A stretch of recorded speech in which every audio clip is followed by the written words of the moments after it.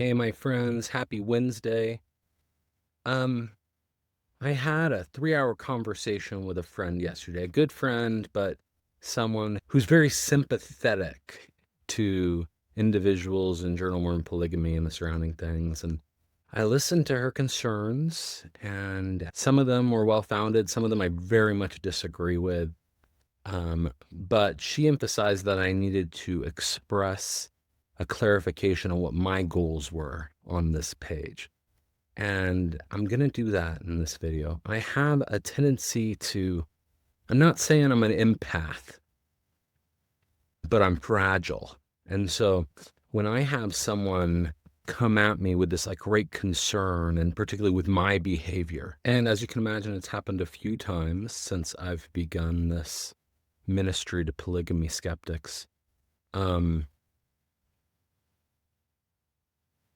Always at the request of someone involved in journal Mormon polygamy or another polygamy skeptic, which is interesting. But it rocks my world, guys. Like I feel it in my stomach.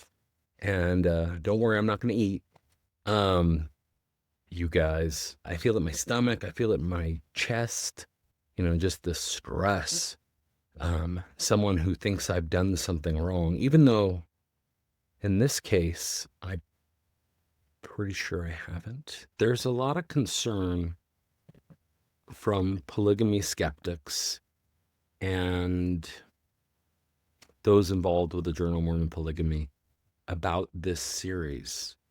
And I 100% understand that. I'm directing these videos in both those audiences. I want to clarify the purpose of this channel. One, it is to defang polygamy skeptic voices. I believe that they have the complete right to present their views online, to their neighbors, to anyone they want. That's great. No problem with it.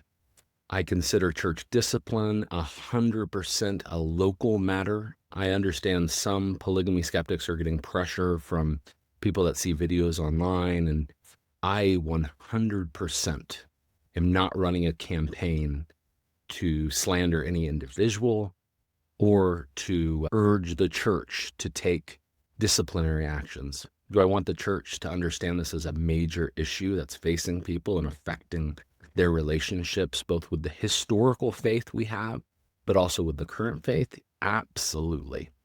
That is something I strongly believe. We need to raise awareness of this issue.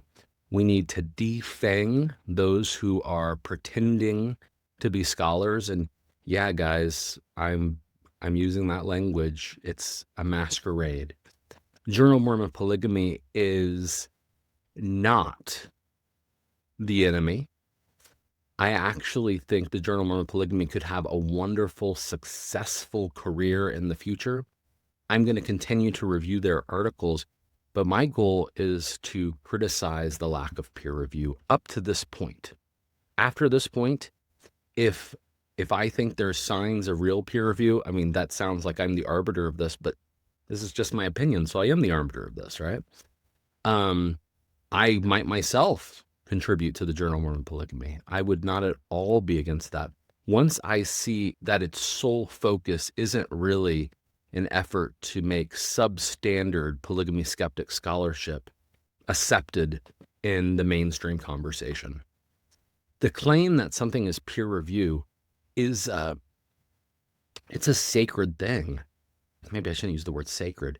It's a big deal. It's a credential. I care so little about whether someone has a PhD or a master's degree or whether they're in the right circle of scholars. I care a great deal about peer review. I believe that peer review is the lifeblood of academic scholarship. The Journal of Mormon Polygamy, I do question whether it's useful. I have, when it first came out, I had a list of reasons why I thought I'll share them with you. So these were the pros that I listed back in the day. I said the positives of the forthcoming Journal of Mormon Polygamy after watching the second announcement video, this is what I think.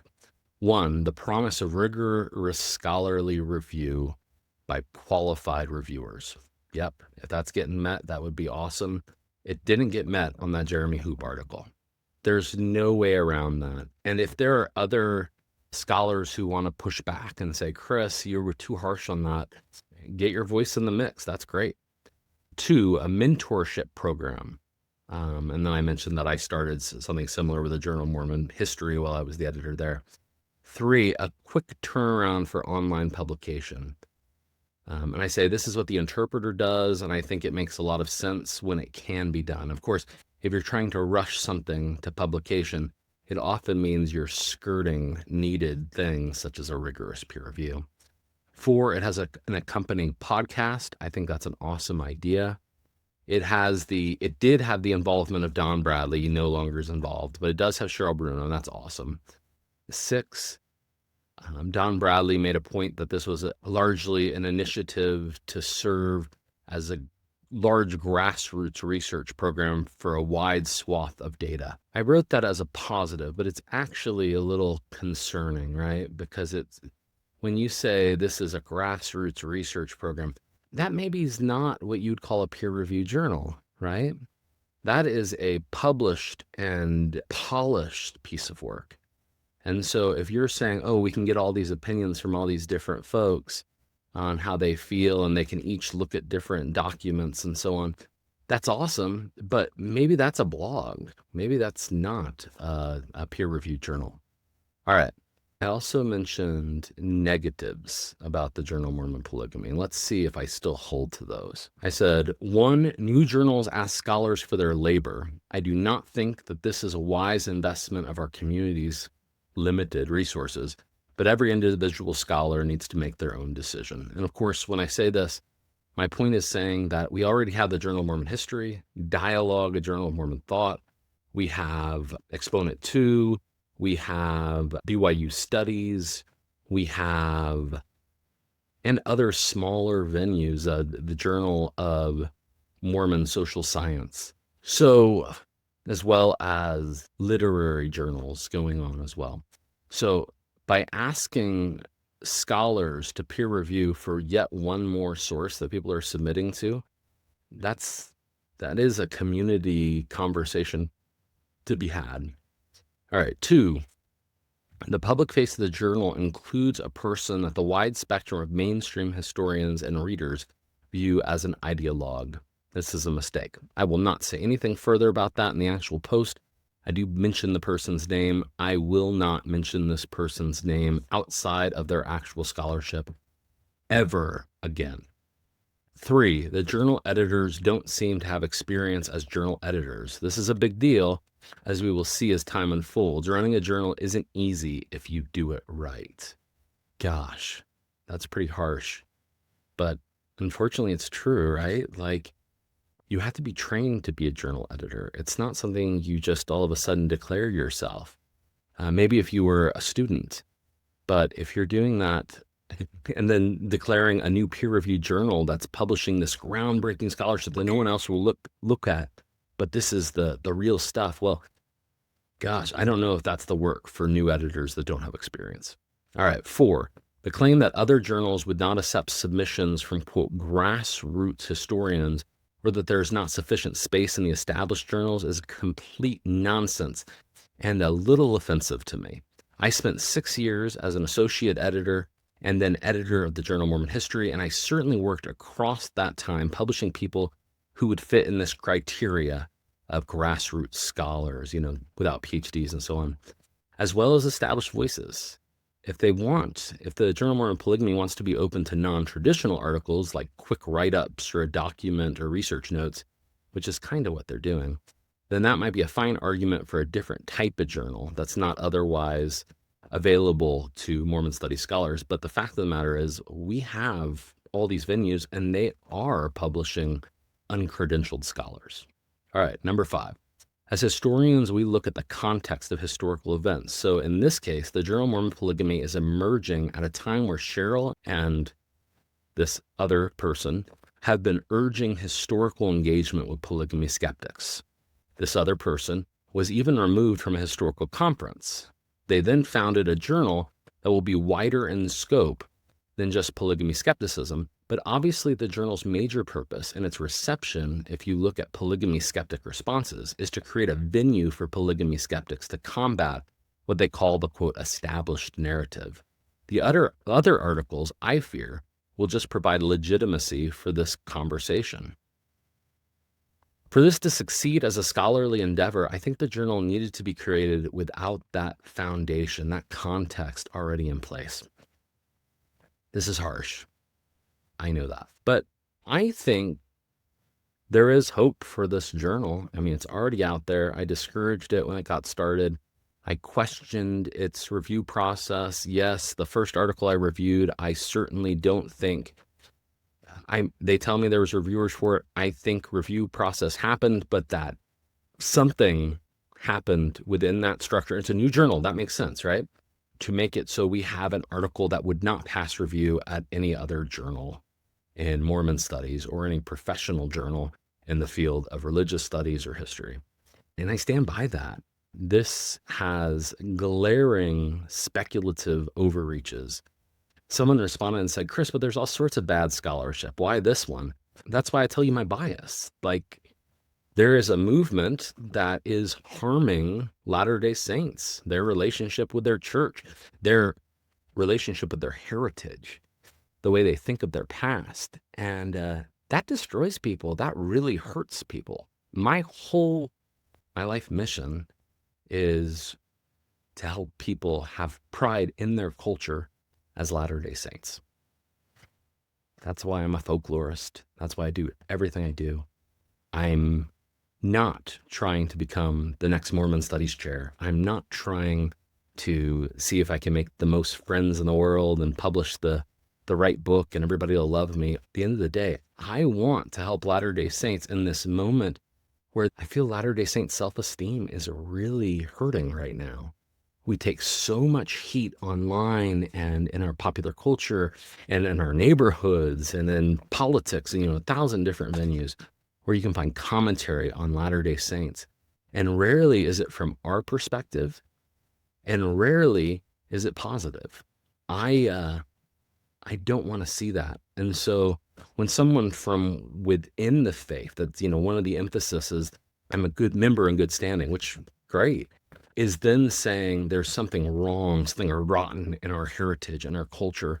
If that builds up too much influence, and then on top of that, if it begins to use the rhetoric of scholarship, particularly when it's not doing so legitimately, I'm going to come after that. It's not personal. I legitimately don't want to do that. I just want to help Latter-day Saints be confident in who they are. And yet, guys, Joseph Smith was a prophet. We're all on the same page there.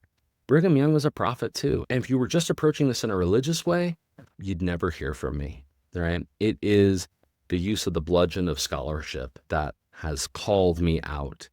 You can look at my career. This is not something I do. I love apologists. I want to be public with my faith. But it's a strategy that I've never taken up in this way before. I have a major problem with people who are uncomfortable seeing a scholar be religious. I have a major problem with people who think Latter-day Saints should be tame, right? The proper way of defending the faith or expressing the faith is a really domesticated version of our faith. Latter-day Saints are wild. We're people of the desert, pioneers. The idea that you and I should only respond in quiet whispers and largely we should just take the criticism and critique is not something that you're going to be able to convince me of. And certainly as an individual, I refuse to stay quiet when so many Latter-day Saints are hurting. And yes, the people I'm making these videos for are among that number. Just because you do not agree with me at this moment doesn't mean I don't see you as part of my people, part of my culture. I am so grateful that I found the Church of Jesus Christ of Latter-day Saints, that God found me, right? My ancestors found the gospel in 1845, and they got upset at Brigham Young soon after, so they became reorganized church members, founding members of the reorganized faith. That same thing is happening in this day, and their descendant is trying to do something about it. And maybe it's shadow work, to use the language of Jung and Maxine Hanks, my good friend. But I feel very strongly this isn't a good direction. And so I'm going to do what I can. A clarification on my positions. One, I am not supporting any campaigns to get people excommunicated. That is a local matter. That's a decision for the church and how they address problems in their membership. But Chris Blythe has no position on it. I also am opposed to people using their church membership as a way to build a sort of relationship with people that they actually want to lead in negative directions. So I want that really clear. I'm never going to be okay with someone announcing, oh, I'm saying this terrible thing about the prophet, but I'm a member in good standing. Well, something's going on there, right? What's happening? I do believe that polygamy skepticism at its basics is a religious position and not a scholarly historical one. It's addressing historical issues, but in its heart of hearts, it is a new mythology that's pervading and deliberately intended to push against narratives in the church. I don't expect anyone part of polygamy skepticism to be surprised that I view this way. In fact, when they pick apart Joseph F. Smith's affidavits, I view them as doing something really similar. And so they're trying to impact the way we understand our historical past. And just like they're talking back to Joseph F. Smith, I'm talking to them. It's just a little closer to the events in time. I love Latter-day Saint scholarship, and I love uncredentialed scholars. And if they want mentoring, and they actually want mentoring, and they actually want to take the advice of scholars, then I'm completely open to helping them. And I love that. I'm a BYU scholar, and so I serve Brigham Young University. I serve my students, and I'm also a public historian trying to serve primarily Latter-day Saints. And so, yeah, I consider my time and my labor currently in service of you. So if you want, me to read an article before publication, I would always be willing to do so. But when I send it back to you, if you're defensive, if the only thing you were looking for was a rubber stamp, then our relationship probably isn't going to develop. You're not looking for a mentor, and that's okay. You don't need to be. You might think you've already developed past that. And I know it's a humbling thing to say, hey, I'm new to scholarship. I actually need some help. I want to contribute to this. But guys, that's how we do this thing, right? I am okay with personal criticism. I'm not going to make any decisions on my life and what I do with it based on someone else's opinion of me. And you shouldn't either. You and I are in this whole thing as a trial to serve Jesus Christ, to serve one another. And we have to be responsible, and we have to make choices, act, not be acted upon. And we have to be anxiously engaged in a good cause. We don't need to be commanded in all things. And so, yeah, I'm trying to serve the Lord, and I'm responsible for the things I've said here. If you've been hurt by it, I haven't intended it to hurt you. But also, I understand that that's part of this. It has that impact. And I wish it didn't. I wish there was a way to convince without that effect. I want to defang the polygamy skepticism movement. And I see the fangs of that movement as the claim to scholarship. When you present an idea and then say, oh, no one's looking at these sources, we have the real truth. Look, we have Joseph Smith's Book of Mormon, and it has the word one wife written in Jacob 2. That to me goes beyond just the religious movement that's saying, I disagree with plural marriage, or Brigham Young instituted plural marriage. That to me is really straightforward. The second, I see it as a sort of underhanded way to try to say, this is what the scholarship says, because the scholarship doesn't say that. And the way it's expressed is conspiratorial. I've talked about it throughout these videos where it has real impacts on people's lives. And because of that, relationships with family, abilities to serve missions, to go to weddings of their children, this is all so heartbreaking to me. And I don't want that for them. I really don't. I don't want that for you. And so you've been pretty direct in these videos. One of the kind of a popular polygamy skeptic responded and said, how dare you? You're saying we're going to hell. And I'm not saying that. I'm saying a much more Latter-day Saint thing. I'm saying you're already in a condition of bondage to lies, ignorance, arrogance, these things that hold us back in life. And yeah, like Alma said, right, we're restored to the condition we're in this life. Now, it's not hell like God wants to punish us. You could think I'm a lunatic. That's okay. I do live a life that I believe is rooted in temptation and enticings of the spirit. I really believe in that world, guys. It's the one I live and operate in. And so, yeah, I'm sharing just a little warning voice. I understand it's not fun to hear. I understand it's not common to share this sort of warning, but it's one I hope you'll listen to. I'd invite you to come back to the fold of Christ.